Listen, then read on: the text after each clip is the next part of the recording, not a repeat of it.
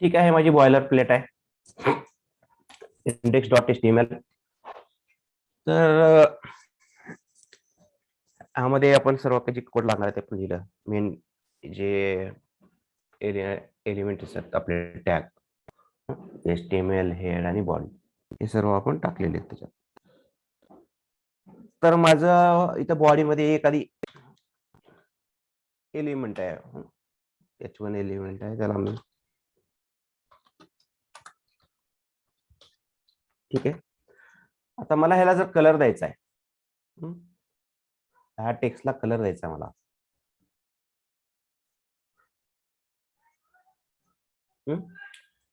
तर मी कसे देऊ शकतो कलरला? किती वेळ आहेत माझ्याकडे कलर देण्यासाठी?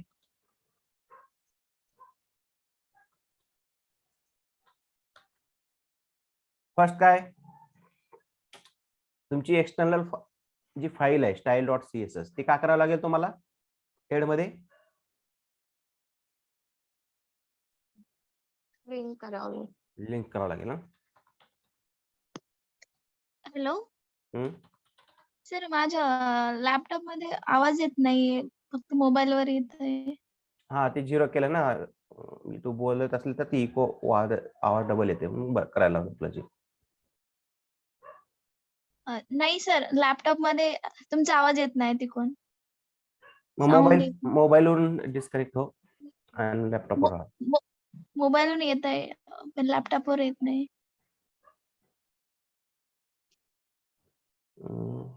त्याचा व्हॉल्यूम वगैरे वाढवून बघ. मोबाईलचा व्हॉल्यूम नाही, लॅपटॉपचा. जिथं तुझं चार्जिंगचं दिसतंय खाली बॅटरी वगैरे दिसते ना, तिथं एक व्हॉल्यूम असतं, तिथं वाढून बघ. स्पीकर म्हणून 100% असते, ते करून बघ. ठीक आहे सर. ठीक आहे. तर लिंक द्यायची आहे मला, एक्सटर्नल फाईल लिंक करायची आहे. तर काय मला काय करावं लागेल? हेड मध्ये ती link self closing tag add करावा लागेल. त्यामध्ये रिलेशन मला काय करायचं होतं, स्टाईल द्यायची आहे. तर मला काय लिहावं लागेल? Compulsory relation is equal to in double quote style sheet. आणि मला लिंक द्यायची आता, ही एक्सटर्नल फाईल लिंक करायची आहे कशामध्ये? index.html मध्ये. तर माझ्याकडे कुठं आहे ती style.css फाईल? ते CSS मध्ये आहे, पण CSS कशात आहे? assets मध्ये आहे. तर मला कुठल्या रूटला जावं लागेल? assets मध्ये जावं लागेल. assets, CSS आणि style.cs. ओके. आता ही आपली फाईल अटॅच झाली का, लिंक झाली का नाही बघायचं आहे. तर आपल्याकडे इथे काय बॉडी टॅग आहे. बॉडी टॅग म्हणजे हे काय? ही पूर्ण स्क्रीन आहे, हे जी व्हाईट स्पेस आहे ना, ती पूर्ण बॉडी आहे. तर आपण काय करू, त्या बॉडीला कॉपी केला मी, ही बॉडी, आणि इथे कुठेतरी टाकली सध्याला टेम्पररी, आणि बॅकग्राऊंड कलर रेडची झालेली आहे.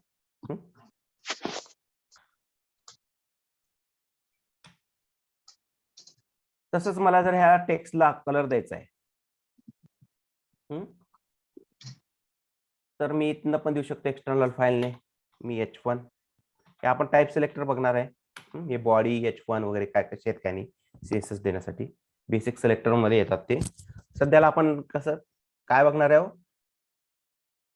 किती वेळेने आपण CSS देऊ शकतो ते बघण्यासाठी आपण इथे टेम्पररी यूज करतोय टाईप सिलेक्टर. H1 चा यूज केला आपण.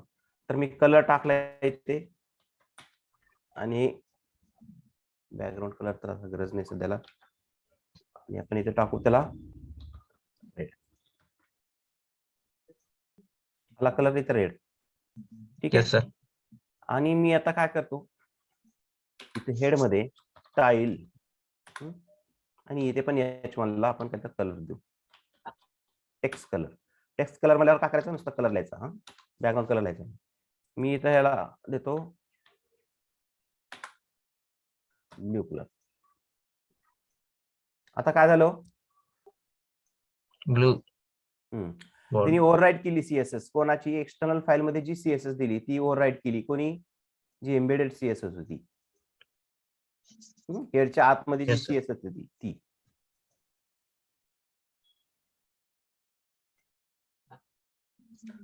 ठीक आहे. अजून एक CSS चा प्रकार आहे, ती आहे कोणती? हे कोणती म्हणू शकतो आपण, माहिती आहे? Sir inline. हिला म्हणायचं इनलाईन. आता मी इथं दिलो कलर आणि तो देऊ आपण लाईन. आला कलर? Yes sir. म्हणजे सर्वात जास्त स्ट्रॉंग CSS कुठली आहे? ही आहे इनलाईन. इनलाईन. आणि ते ह्याच्यापेक्षा सर्वात म्हणजे ओव्हरराईट करता ह्या एक्सटर्नल फाईलची CSS ओव्हरराईट कोण करतोय?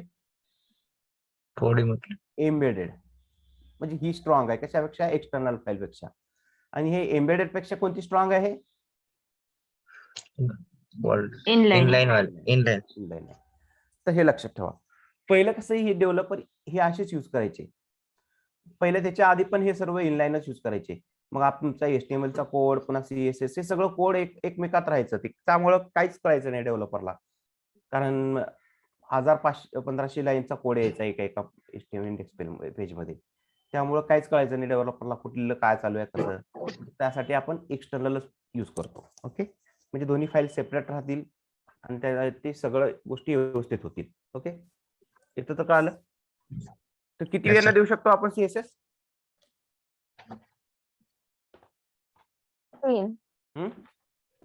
4 3 ways. 3 वे.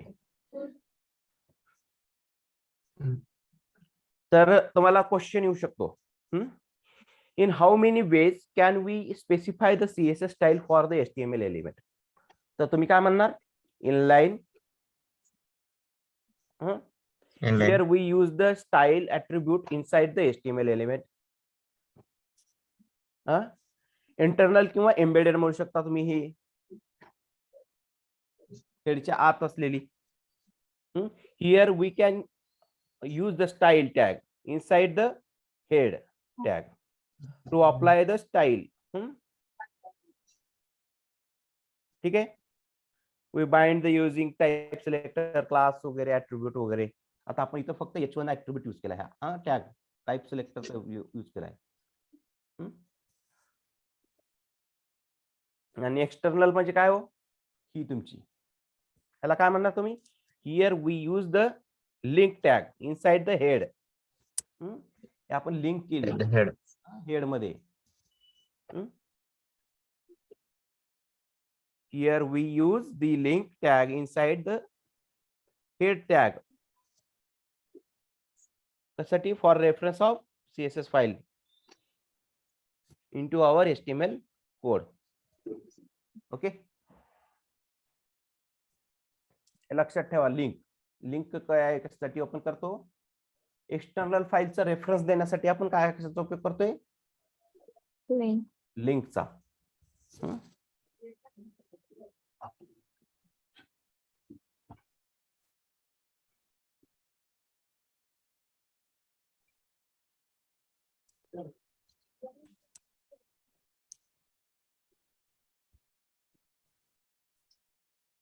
ठीक आहे. ह्याच्यात अजून कोणाला काय डाऊट आहे ना?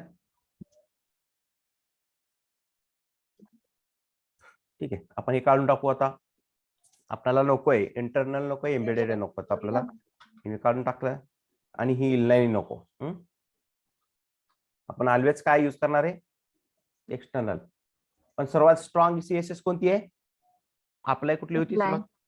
इनलाईन होती. हे लक्षात ठेवा. तुम्हाला क्वेश्चन विचारला जाऊ शकतो. तुम्हाला असाच कोणता तरी H1 वगैरे घ्यायला लावतील आणि एक एक्सटर्नल CSS द्यायला लावतील आणि एक इनलाईन द्यायला लावतील. आणि मग कुठली CSS ओव्हरराईट करेल कोण हे विचारतील तुम्हाला. ते व्यवस्थित सांगता यायला पाहिजे तुम्हाला. आणि एम्बेडेडचा पण एक्झाम्पल घेतील तुम्हाला इथे.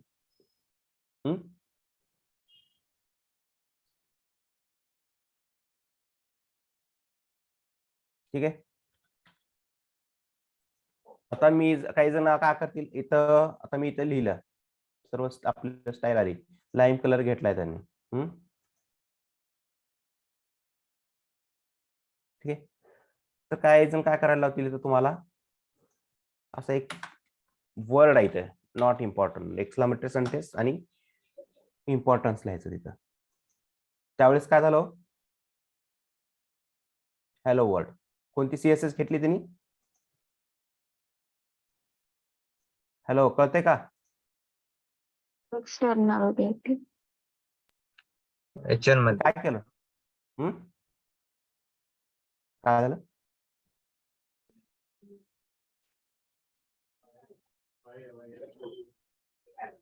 हॅलो, बोलत नाही तुम्ही कोणी. हॅलो हा, हे कळालं का मी काय केलं इथं? H1 मध्ये रेड सर इम्पॉर्टंट. हा, नॉट इम्पॉर्टंट टाकलं, ह्याला एक्सक्लेमेटरी सेंटेन्स टाकून इम्पॉर्टन्स लिहिलं ना, त्याला नॉट इम्पॉर्टंट म्हणायचं. मी जर हे नॉट इम्पॉर्टंट टाकलं असं तर कुठली सीएसएस घेतली होती? नि एक्सटर्नल मधली घेतली. एक्सटर्नल ही घेतली काय? हा, इथली घेतली काय? इनलाईनची. नाही सर, सर्वात स्ट्रॉंग कोणती होती आपली सीएसएस? इनलाईन वाली. इनलाईन होती, पण ती पण ओव्हर राईट केली. ही कशा कोणी केली? एक्सटर्नल फाईलने केली. कसं काय केली? तर आपण इथं नॉट इम्पॉर्टंट वर्ड टाकलं. Not important. हे पण लक्षात ठेवा, हे कसं काय असं यूज केलं जातं. ठीक आहे, आता कोणती केली मी नॉट इम्पॉर्टंट काढल्यावर? इनलाईन. इनलाईन मध्ये.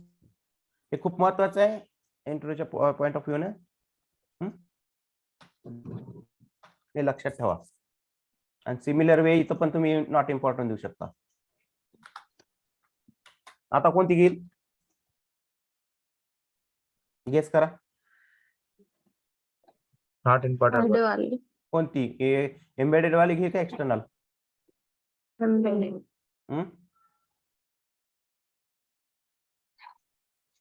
एम्बेडेड, बरोबर. ते नॉट इम्पॉर्टंटचं लक्षात ठेवा. तुम्हाला आधी तिने काय करायला लावतील? एक एक्सटर्नल, एक एम्बेडेड आणि एक इनलाईन द्यायला लावतील. आणि पुन्हा म्हणतील इथे नॉट इम्पॉर्टंट लावल्यावर कोणती सीएसएस अप्लाय होईल तिथे, तर ते तुम्हाला सांगता आलं पाहिजे. महत्वाचा पॉइंट आहे हा, विचारला जाऊ शकतो. 90% चान्सेस आहेत विचारण्याचे. Yes sir. ठीक आहे, पॉइंट क्लिअर झाला इथे? Yes sir. तर सीएसएस देण्याची किती वे झाले? 3 वे. 3. Inline, here we can use the style attribute inside the HTML element. कोणता attribute म्हणलं मी? Style attribute. स्टाईल. हे जे टाकलं मी, हे काय? स्टाईल जे टाकलं याला काय म्हणतो आपण? ऍट्रिब्यूट.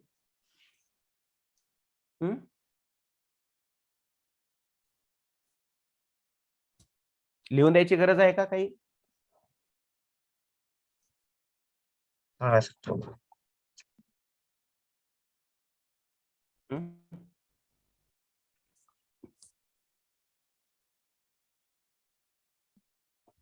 ठीक आहे, इथंच लिहितो कुठं तर क्वेश्चन टाकतो इथं.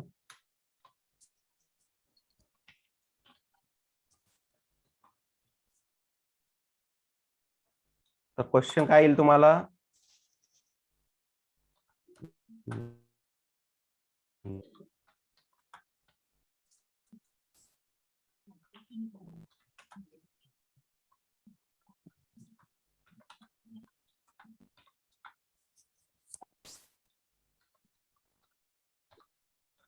specify the CSS style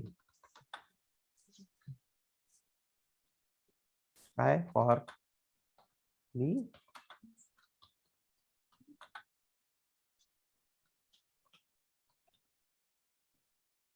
ठीक आहे, हे एलिमेंट झाला. तर तुम्ही काय देता आन्सर इथे?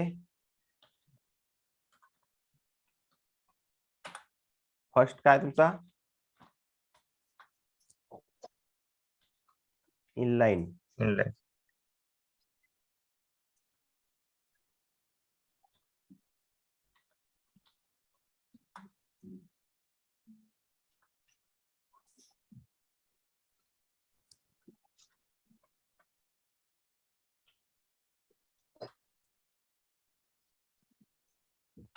इयर काय म्हणू शकतो? We can We can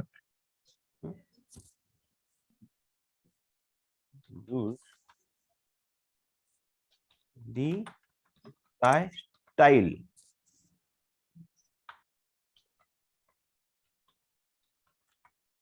style attribute inside the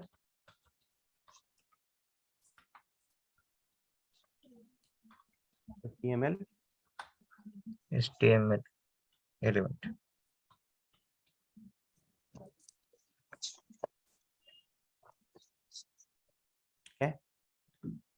हे फर्स्ट पॉइंट झाला. Yes, sir.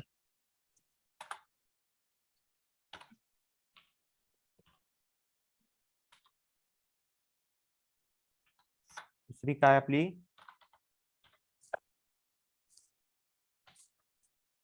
इंटरनल और काय म्हणू शकतो त्याला आपण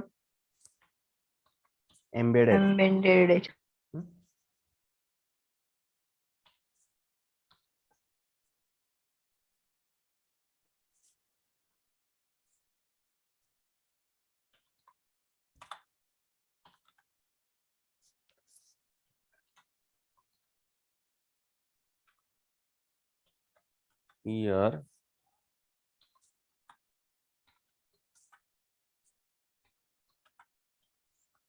Here we use the style tag आहे. इथे स्टाईल टॅगच टाकला होता आपण, बरोबर आहे.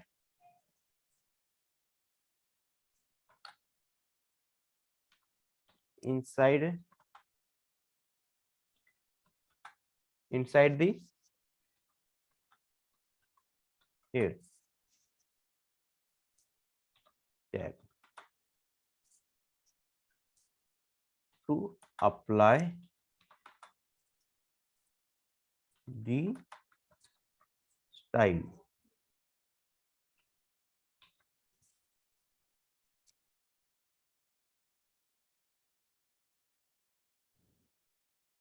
ओके. त्याच्यावर पुढे जर लिहायचं असेल तर असंही लिहू शकतो.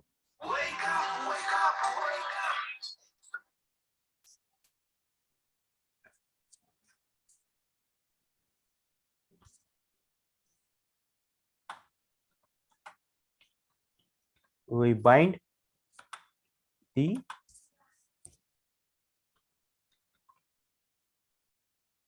elements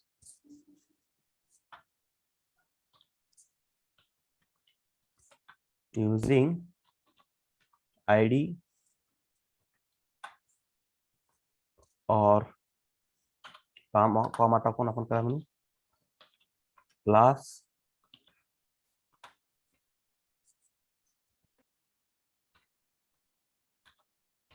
और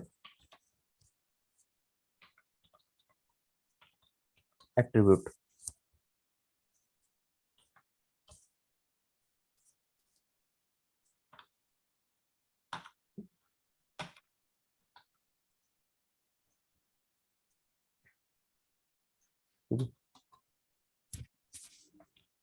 आणि तिसरं काय हो, तिसरं काय कोणती आहे External. External.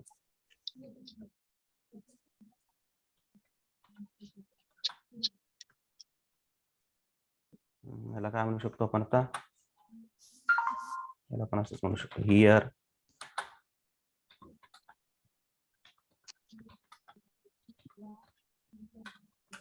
we use the link tag inside add tag.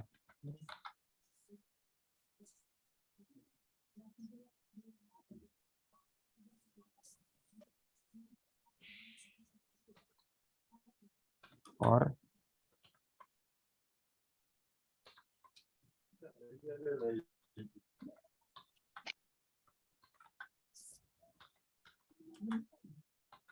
File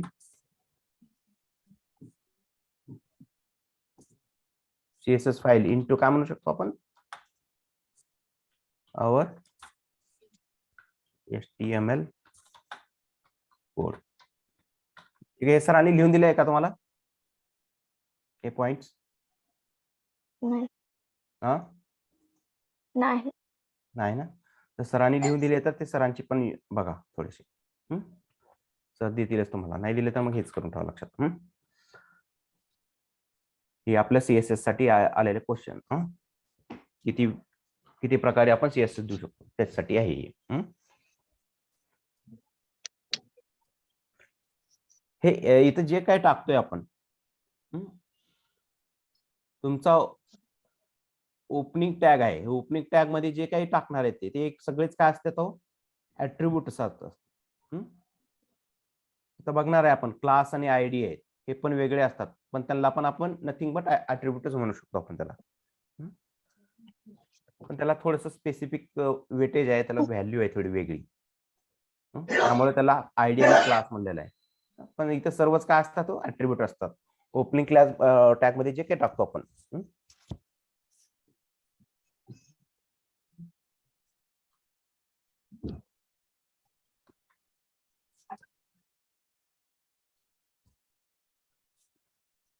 ठीक आहे, आता आपण काय करू, ड्यू म्हणजे काय हो?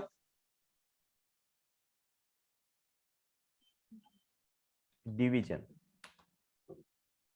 डिव्हिजन क्रिएट करणे. ओके, तर आता आपण काय करू, आज थोडस बेसिक सिलेक्टर बघणार आहे.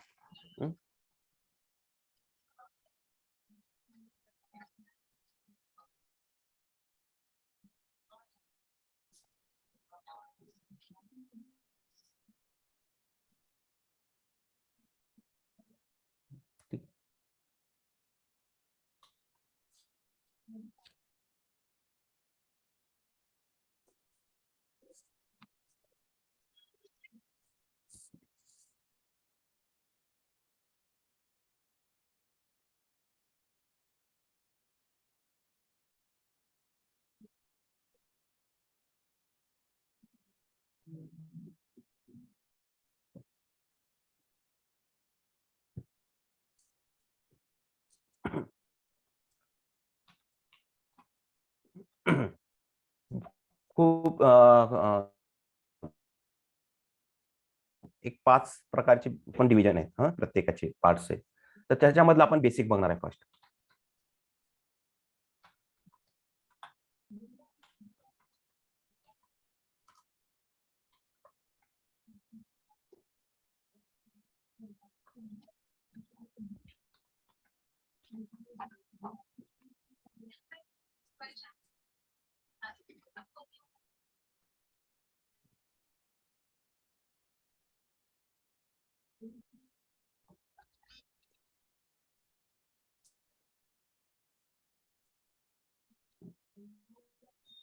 बेसिक सिलेक्टर्स आपण इथे टाकू, त्याला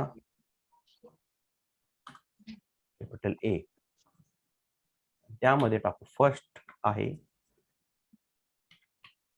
तुमचा युनिव्हर्सल.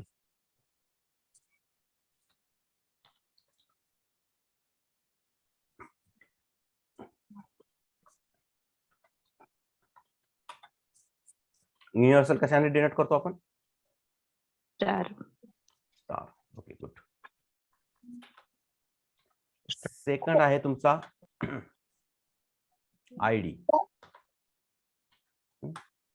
हे सिलेक्टर्स आहेत. आयडी हे रिप्रेझेंट कशाने करतो? हॅश.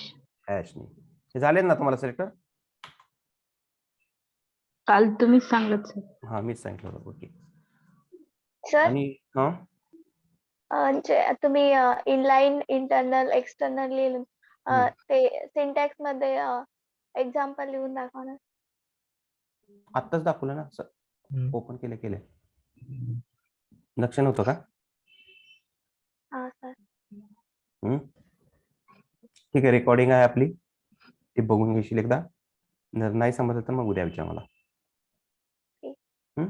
लक्ष द्यायचं, असं नाही. 2दा 3दा सांगितलं मी. नॉट इम्पॉर्टंट पण लावून दाखवलं होतं मी.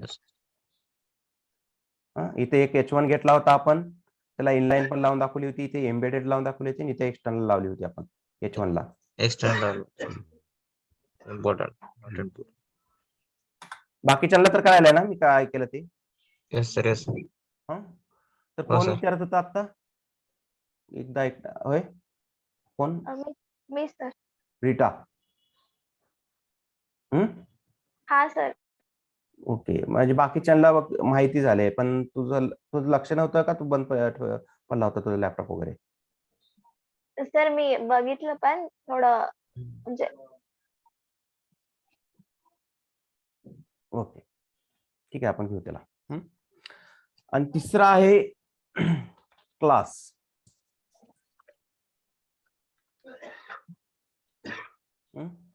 आणि चौथा आहे तुमचा टाईप. त्यालाच आपण काय म्हणतो? टॅग. तुमचे जे काही असणार H1, H2, H3, due, paragraph सगळे टॅग. त्यालाच आपण काय म्हणतो? Type selector. हे लक्षात ठेवा, कन्फ्युजन करून घेऊ नका टाईप आणि टॅग मध्ये.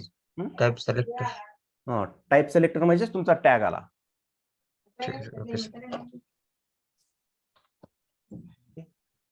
टाईप सिलेक्टरच म्हणजे त्याला काय करतो मी, ते टॅग लिहितो वाटलं तर ब्रॅकेट मध्ये, म्हणजे कन्फ्युजन होणार नाही तुम्हाला.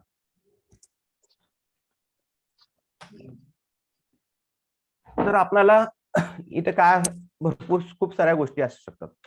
आपल्याकडे इथे ड्यू असू शकतो, पुन्हा इथे त्याच्यात पॅरेग्राफ पण असू शकतो, आणि स्पॅन पण असू शकतो. ह्या खूप साऱ्या गोष्टी असणार आहेत. हे जर अशा ह्या सर्व गोष्टी आपण काय करणार आहे, अशा एखाद्या ड्यू मध्ये जर रॅप केल्या,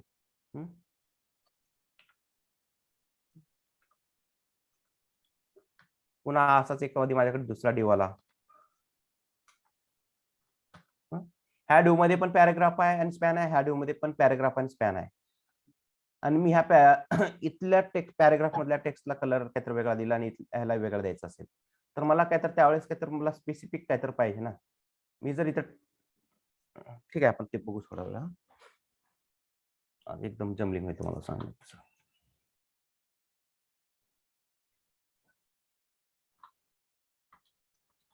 ड्यू म्हणजे काय कळायला का तुम्हाला? Hello, division. आता मी काय करतो, त्या पॅराग्राफ मध्ये डमी कंटेंट टाकला आणि ओपन करून बघतो. ड्यू पण नको आपण सध्याला.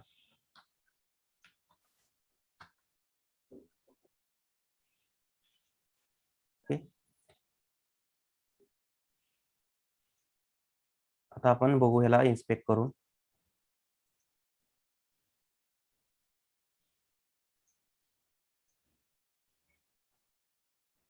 काल सांगितल्यासारखंच इथे टॉप बॉटमला आपल्याला काय दिसते? मार्जिन दिसते ऑरेंज कलर मध्ये. बाय डिफॉल्ट दिलेली आहे ते पॅराग्राफला. इथं दिसतंय, आपण काही दिलं नाही इथे येऊन. इथे सीएसएस मध्ये पॅराग्राफला आपण काही दिली का सीएसएस हो? नाही सर. नाही दिली. ते बाय डिफॉल्ट बसलेले त्याला.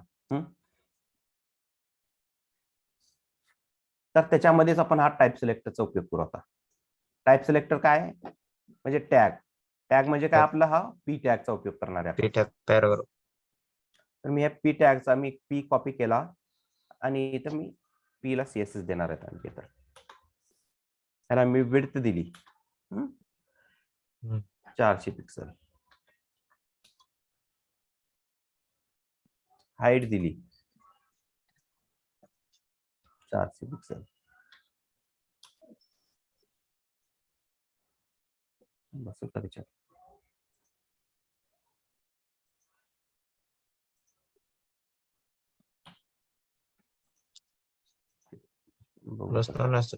नाही 500 तर देऊ नये, जास्त खाली जायचं तो. आणि त्याला बॉर्डर देऊ. बॉर्डर फर्स्ट व्हॅल्यू काय बॉर्डरची? 2 पिक्सल. किती आपल्याला किती जाडीमध्ये पाहिजे बॉर्डर? कशी पाहिजे? आपल्याला सॉलिड पाहिजे, डॉटेड वगैरे असते. डॉटेड वगैरे आपण बघू नंतर त्याच्यात. Dash, dotted, double dot, double dash वगैरे ते. आणि मी इथे कलर देतो त्याला ब्लॅक.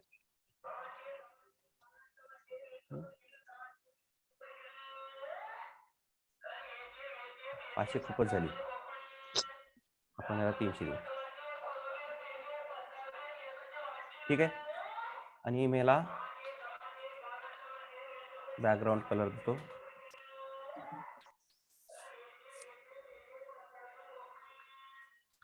ॲक्वा आणि कलर देऊ व्हाईट. चेक करू व्हाईट दिसलं. प्रत्येक याच्यामध्ये फॉर्मॅट प्रत्येक प्रत्येक याच्यामध्ये फॉर्मॅट सर असंच राहील. हा असंच असणार तुम्हाला. तुम्हाला त्याचं font size, font weight, font colour हे बघू आपण प्रॉपर्टी, ते पण सांगतो. हे दिसतंय तुम्हाला तिथे? Yes sir. आता हे टेक्स्ट तुम्हाला कसं दिसतंय हो? बाय डिफॉल्ट याची फॉन्ट साईज काय आहे कळते का तुम्हाला? काहीच नाही, स्टँडर्ड आहे त्याची, जे काही त्यांनी ठरवलेली ती. तर आता आपल्याला द्यायची आहे त्याला. आता मी जर म्हणलं इथं आलो फॉन्ट साईज, म्हणजे त्याला मला थोडस मोठं दाखवायचं आहे. मग मी इथं दाखवले त्याला 30 पिक्सल म्हणलं. झाला का मोठा? Yes sir. फॉन्ट मोठा झाला बघा. जर मला त्याला छोटस दाखवायचं आहे स्मॉल मध्ये 12 पिक्सल.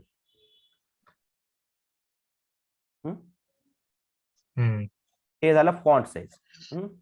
फॉन्ट साईज म्हणजे कळाला? Yes sir. तुम्हाला फॉन्ट मोठा छोटा कसा दाखवायचा आहे, किती देऊ शकता तुम्ही, तसं काही नाही. पण असं किती द्यायचं म्हणतात, कसंही द्यायचं नाही, किती असं ते तिने सांगितलेलं असते बघा. मी टाकलं 120 तर ते 2च बसले त्याच्यात वर, बाकीचे गेले हाईड होऊन त्याच्यात. तर ते आपल्याला डिझाईन प्रोव्हाइड केलं जातं. प्रत्येक पॅरेग्राफला, डिवला, शेडिंगला किती फॉन्ट साईज द्यायची, काय द्यायची, कशी द्यायची, हे त्यांनी आपल्याला सांगितलेलं असतं. आपल्याकडं PhD फाईल येते आणि त्याच्यासोबत एक डॉक्युमेंट्स येतं. त्या डॉक्युमेंट्स मध्ये त्यांनी तुमचा पहिला हिडर असणार आहे. त्या हिडर मध्ये तुम्हाला हेडिंगला कोणता फॉन्ट पाहिजे, फॉन्ट साईज कोणती आहे, कलर कोणता आहे त्याचा, फॉन्ट फॅमिली असते तिथं, आणि फॉन्ट वेट असतो. फॉन्ट वेट तुम्ही 100 ते 900 पर्यंत देऊ शकता. फॉन्ट वेट पण बघू आपण. तर मी इथं टाकतो 20 पिक्सल. 20 पिक्सल जास्त स्टँडर्ड. ठीक आहे. आता फॉन्ट वेट बघू आपण. फॉन्ट वेट मी 100 टाकला. चेक करू काय जाणवलं का? नाही. मी आणि इथं 900 टाकतो. हे 100च्या पट्टीपर्यंत असणार आहे बघा. 100 ते 900. किती असते सर? 100 ते 900. इथं थोडं हे दिसतंय तुम्हाला आता बोल्ड? हो सर. तर इथं दाखवतो तुम्हाला आता कितीच्या पट्टीमध्ये येते.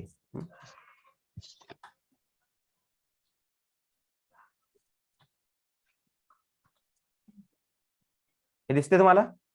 100, 200, 300, 400, 500, 600, 700 हेच येणार. 150 किंवा 250 असं काहीच येणार नाही. तुम्हाला 100 किंवा 200 टाकावं लागेल. 300, 400 ह्या पट्टीमध्येच टाकावं लागेल आणि ते 900 पर्यंतच भेटेल तुम्हाला. ते दिलेलं असेल ना सर? ते दिलेलं असेल. आपल्याला प्रोव्हाइड केलं जातं, त्यांनी आपल्याला देतात. बोल्ड म्हणलं तर बोल्डच टाकून द्यायचं. बोल्ड नाही तर तुम्ही 500 पासून पण बोल्ड चालू होतो. थोडं नॉर्मल बोल्ड असतो, पण त्याच्यापेक्षा थोडा जास्त बोल्ड पाहिजे असेल तर त्यांनी नंबर पण देतात तुम्हाला. 700 पाहिजे असेल तर 700 टाकून द्यायचं तिथे. आणि त्याला इथे युनिट वगैरे काही टाकायचं नाही. जसं आपण फॉन्ट साईजला PX टाकतो तसं फॉन्ट वेटला काहीच टाकायचं नाही, युनिट वगैरे. 700 टाकला बस झालं. आला.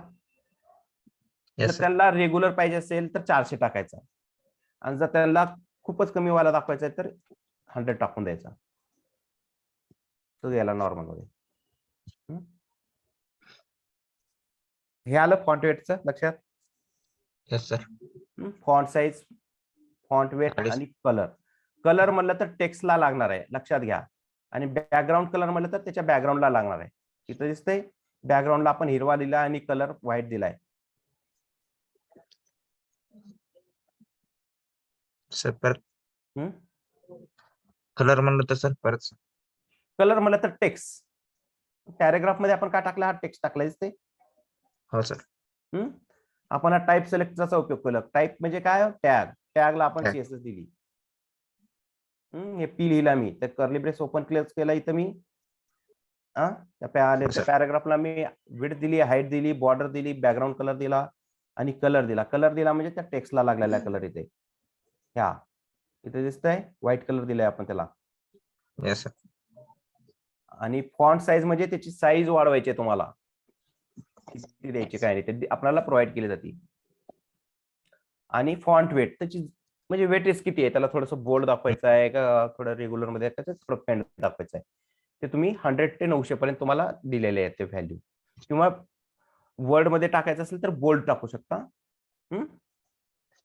Yes sir. ओके. ह्याच्यात कोणाला काय डाऊट आता? No, sir. नाही. नाहीतर इथं तुम्हाला असा पण काही वेगळा कलर द्यायचा असेल तर असा रेड देऊ शकता इथे. झाला कलर चेंज. कलर मला तर टेक्स्ट लाईव्ह द्यायचं. Okay sir. ओके.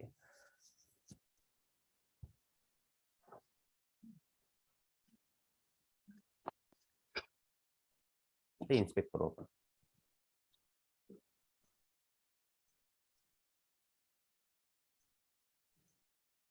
हे पॅराग्राफ आहे.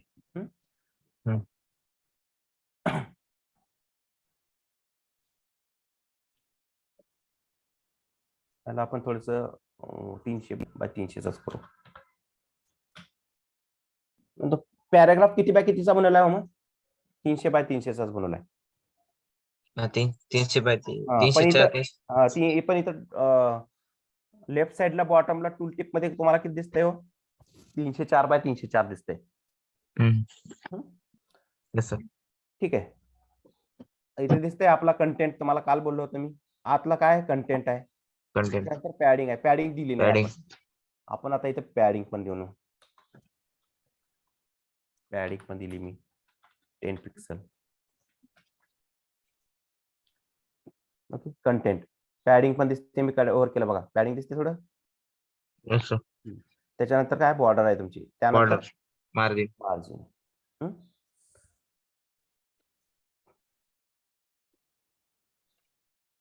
तर मी इथं पॅराग्राफ किती बाय कितीचा बनवलाय? 300 बाय 300चा 300 बनवलाय. बाय 300. पण इथं झालं किती आपला तो? 324. 324 बाय 324चा. तर हे आपल्याला नको आहे. मग असं जर होत असेल तर आपलं स्ट्रक्चर दरवेळेस डिस्टर्ब होत जाणार आहे. आपल्याला डिझाईन आलं की तुम्हाला असे बॉक्स बनवायचे. तुम्ही काय करताल, 4 डिव घेताल किंवा काहीतरी घेताल, पॅराग्राफ घेताल. ते पॅराग्राफची इन्फॉर्मेशन तुम्हाला असं दाखवायची आहे किंवा डिव मध्ये दाखवायची आहे. तुम्ही काय करणार हो, 300चे 4 बनवणार. पण याला तुम्ही पॅडिंग मार्जिन देत गेलात तर ती कसं होणार हो? 324 म्हणजे 4 बॉक्सला तुमचं असं लेफ्ट राईटने 324 पिक्सल काय व्हायला वाढत चाललंय. म्हणजे तुमचा काय होणार, स्ट्रक्चर डिस्टर्ब होऊन जाईल सर्व ते. व्यवस्थित राहणार नाहीत. म्हणजे तिची काय हाईट विड्थ वाढून चालली आहे.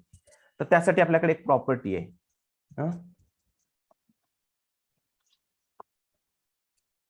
आणि ह्यालाच काय म्हणतो आपण?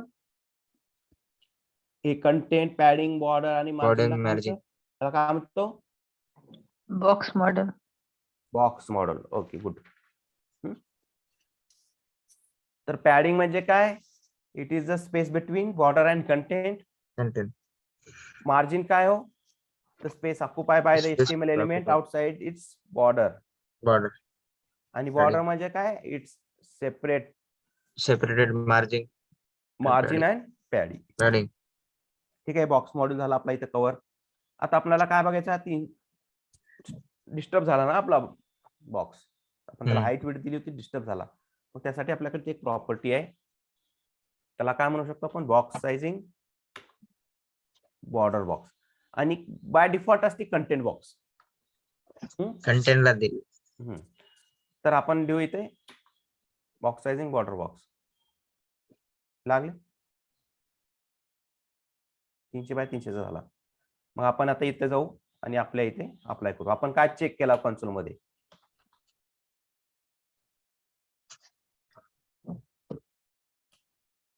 Border box. ओके, आला का? आता रिफ्रेश केला मी. ठीक आहे, आलं ना? आलं. ओके. समजा आता मी असाच एक बॉक्स बनवला, डिवला दिला आणि मी याच्यात पण लोरेम टाकला. हे डिव टाईप सिलेक्टर इथं आपण लिहिले बघा टाईप सिलेक्टर त्याचा उपयोग Yes. डिवचा उपयोग करतो. आता एकच डिव आहे म्हणून आपण एक डिव घेतो. असे खूप सारे डिव असू शकतात आपल्याकडे. मग मी इथं काय केलं हा डिव टाकला इथे. ह्याला पण हाईट विड्थ हेच दिलं मी सगळं. हाईट विड्थ दिली. आपण कलर वगैरे चेंज करून घेतला. बॉर्डर देऊ. बॅकग्राऊंड कलर आपण त्याला टाकू.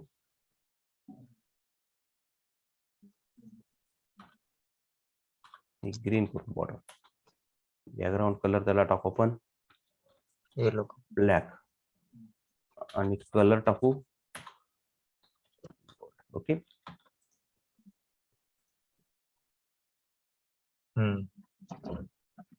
आता हा पण किती झाला ह्याला पॅडिंग पण टाकू आपण. इथं काय टाकली होती आपण पॅडिंग हे टाकू सगळं फॉन्ट वेट वगैरे आणि पॅडिंग पण टाकू आपण. ह्याला पण तेच गोष्टी ठेवू आपण. पॅडिंग टाकली फॉन्ट साईज फॉन्ट वेट तेच टाकलं. आता काय झाला डिव 324 बाय 324 चा झाला इथे पण. मग मला अजून इथे येऊन काय करावं लागेल बॉक्स साइजिंग Border box. मग मी प्रत्येक वेळेस असं काही करत बसलो तर प्रत्येक वेळेस मी box sizing border box property टाकत बसणार आहे का हो? हेक्टिक काम आहे ना. बरोबर आहे ना. आला आता दरवेळेस टाकत बसणार आहे का? आता माझ्याकडे इथे डाउनलोड मध्ये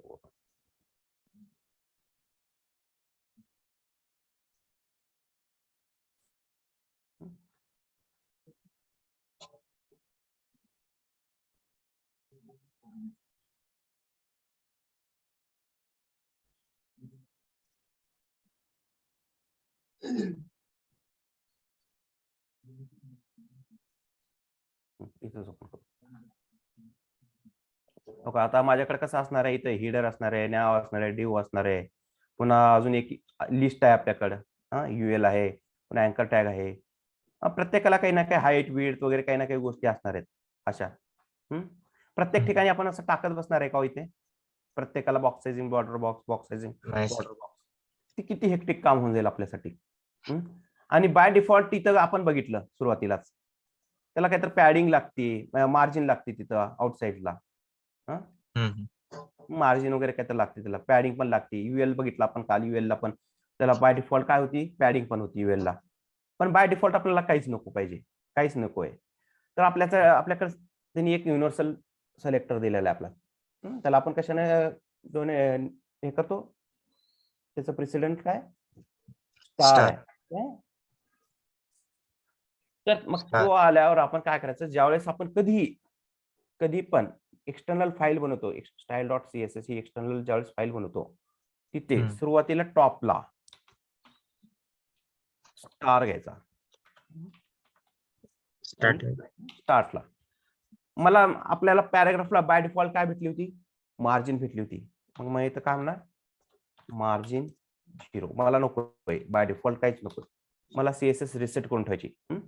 पुन्हा पॅडिंग काय UL ला भेटली होती आपल्याला ती 0 केली आपण देणार आहे त्याला आतमध्ये आपण इथे स्टाईलला देणार आहे पॅडिंग मार्जिन आपण देणार आहे पण बाय डिफॉल्ट त्यांची काहीच नको आहे आपल्याला ते रिसेट करायचे. आणि मी इथं प्रत्येक एलिमेंटला आपण काय करतोय box sizing border box sizing box तर ते आपल्याला किती हेक्टिक काम जाईल. आपण काय बोलतो every HTML element is consider as a box आहे मग त्याला आपण प्रत्येक वेळेस मॅनेज करणं काही बरोबर नाही. मग युनिव्हर्सल स्टार मध्ये जे काही CSS दिलं आपण ते पूर्ण होल पेजला लागेल जाईल. मग इथं बॉक्स साइजिंग बॉर्डर बॉक्स हे ग्लोबली झाला युनिव्हर्सल म्हणजे ग्लोबली झाला. ही फाईल तुम्ही ज्या HTML पेजला देताल तिथे ही CSS अप्लाय होऊन जाईल. मग तुम्हाला हे प्रत्येक वेळेस इथं द्यायची गरज नाही युनिव्हर्सल. ठीक आहे आला आता याची बाय डिफॉल्ट गेली बघा मार्जिन. आता आपण म्हणू शकतो इथं पॅराग्राफला मला पाहिजे मार्जिन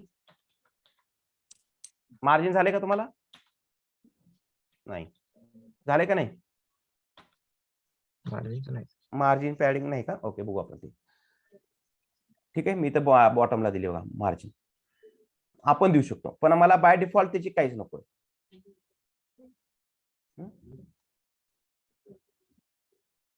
चिकटून गेलं बघा इथं टॉपला आणि लेफ्टला. इकडे आपण विड्थ टाकली म्हणून तो इकडे स्पेस सोडून देता. तो ऍज अ मार्जिनच कन्सिडर करतो, पण ती मार्जिन नसती एक प्रकारे. तो ऑरेंज कलर मध्ये दिसतो तुम्हाला इथे. ठीक आहे, हे पण त्याच्या टॉप लेफ्ट आणि बॉटमला दिसते. बॉटमला कारण आपण इथे टाकली आहे मार्जिन. अदरवाईज आपण काय केलंय, मार्जिन 0 केलंय. इथं दिसते. Yes sir.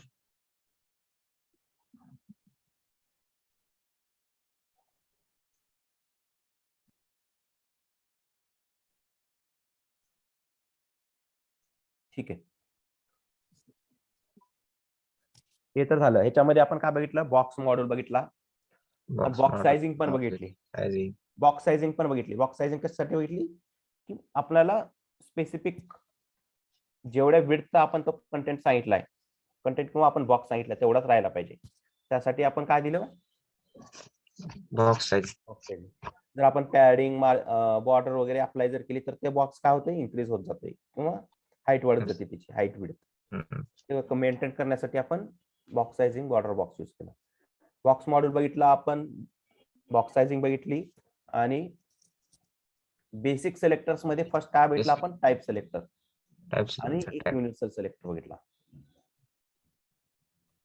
Okay, okay sir. इथपर्यंत क्लिअर झालं. तर मग कधीही तुम्ही ज्यावेळेस इंडेक्स फाईल बनवताल त्यावेळेस तुम्ही हे बॉयलर प्लेट बनवणार सर्व, आणि त्यानंतर तुम्ही एक्सटर्नल फाईल मिळवली की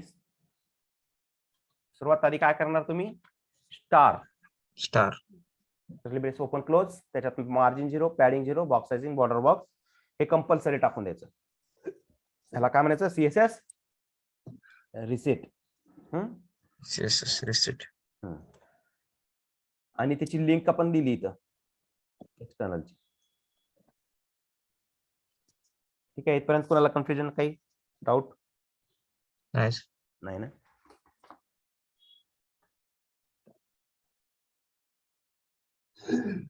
ठीक आहे, आपण ठीक आहे. अजून काय ते सुरुवातीला काय म्हणत होती ना, एक्सटर्नल आणि इंटरनलचं ते कळत नव्हतं ना. Not important. हा H1 आहे माझ्याकडे. ओके, ह्या H1 ला मला सीएसएस द्यायची आहे, तर किती वेळ देऊ शकतो आपण.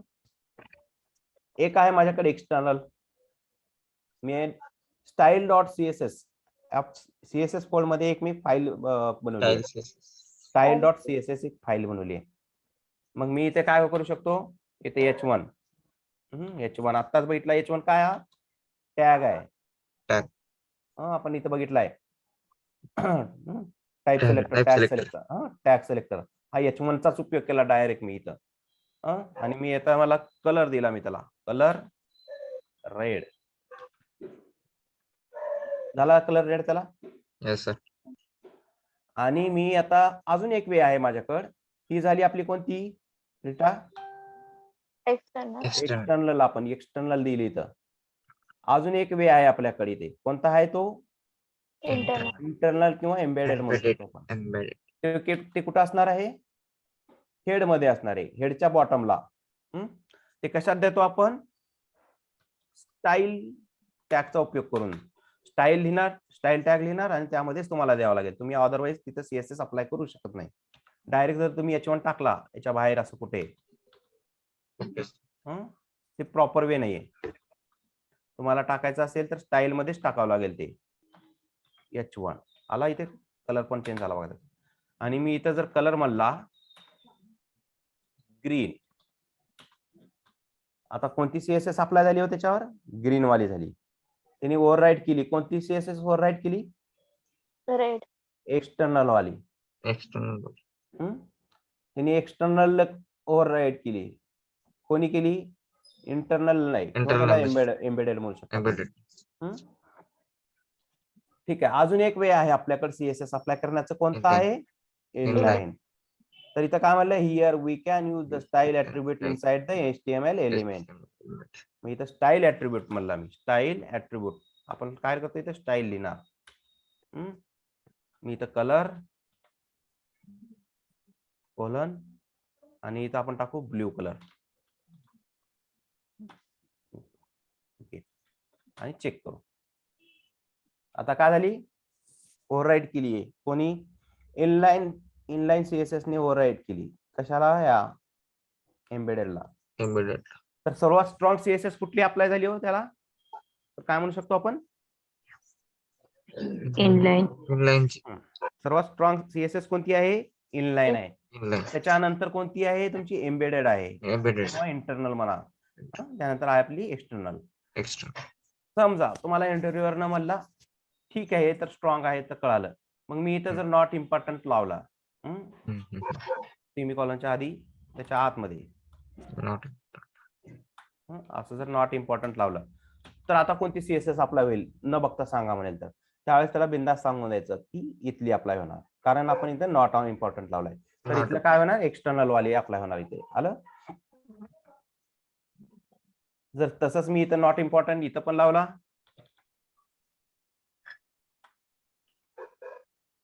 तर आता कोणती होणार हो? ग्रीन वाली होणार. आलं? ठीक आहे. हे लक्षात ठेवा. आले लक्षात? काय काय बघितलं आपण? बॉक्स मॉड्यूल बघितला, बॉक्स साइजिंग बघितली, बेसिक सिलेक्टर मध्ये आपल्याला आधी गरज कशाची होती? टाइप सिलेक्टरची होती. म्हणून आधी टाइप सिलेक्टर बघितला होता सर्वात आधी, आणि इथं टाकला होता आपण टाइप सिलेक्टर. इथं आपण पॅरेग्राफ आणि डिव्ह घेऊन बघितला होता. त्यानंतर आपण त्याचा उपयोग करून एक हे बनवलं टाइप सिलेक्टर.